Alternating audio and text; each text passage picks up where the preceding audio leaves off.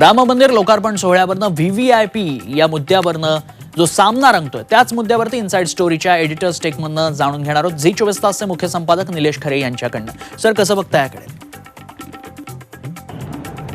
तन्मय, उद्धव ठाकरेंना बोलावणं येणारच नाही असं म्हणणं थोडं हातघ्यायचं ठरेल। निश्चितच गिरीश महाजन ज्या स्वरूपात म्हणतायत की कोण उद्धव ठाकरे, ते पहिल्या टर्मचे आमदार आहेत, तर ही जी उद्विग्नता आहे, गिरीश महाजनांचा जो राग आहे उद्धव ठाकरेंबद्दलचा, तो यातून व्यक्त होताना दिसतोय। साहजिक आहे, उद्धव ठाकरेंनी भाजप विरुद्ध घेतलेली भूमिका, नरेंद्र मोदी, अमित शहा यांच्याबद्दल केलेली वक्तव्य, यातून हा राग व्यक्त होणार आहे।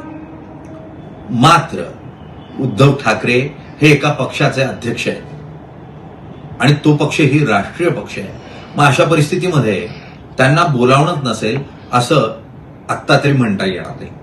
उद्धव ठाकरे यांनी या अगोदर एक चांदीची वीट आणि त्याचबरोबर 1 कोटी रुपयांचा धनादेश हा राम मंदिराच्या उभारणीसाठी म्हणून दिला होता। अशा परिस्थितीत राम मंदिर न्यास किंवा मंदिर समिती ही उद्धव ठाकरेंना निश्चितपणे बोलवणं पाठवेल अशा स्वरूपाचा संदेश येतोय। यातून दुरावलेले संबंध किंवा हिंदुत्ववादी पक्ष एकत्र यावे ही मानसिकता निश्चितपणे असेल।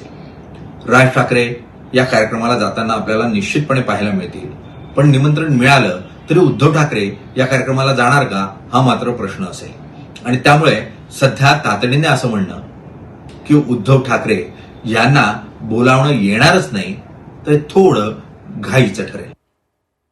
नक्कीच सर, धन्यवाद आपण दिलेल्या सविस्तर प्रतिक्रियेसाठी। मात्र त्याआधीच बरेच आरोप प्रत्यारोप रंगू लागलेले, टीका टिप्पणी पाहायला मिळते। त्यामुळे येत्या काळात उद्धव ठाकरेंना निमंत्रण येतं का हे पाहणं महत्त्वाचं असणार आहे।